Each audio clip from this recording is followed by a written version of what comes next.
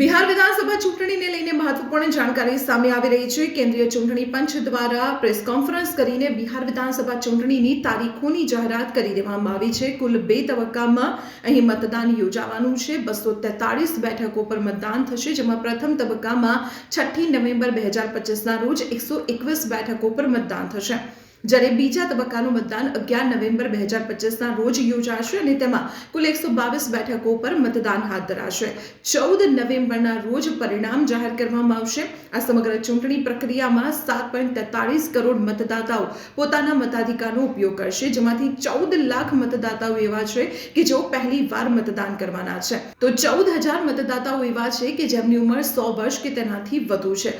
સમગ્ર ચૂંટણી પ્રક્રિયા માટે 90,412 જેટલા મતદાન મથકો ઊભા કરવામાં આવશે। બિહાર વિધાનસભા ચૂંટણીની જો વાત કરવામાં આવે તો અહીં જેડીયુ, આરજેડી, બીજેપી અને કોંગ્રેસ વચ્ચે ખરાખરીનો જંગ જામશે। તમામ પક્ષ માટે આ એક પ્રતિષ્ઠાનો જંગ બની રહેશે। તો આવી જ મહત્વપૂર્ણ જાણકારી માટે આપ જોડાયેલા રહો સંદેશ ડિજિટલ સાથે।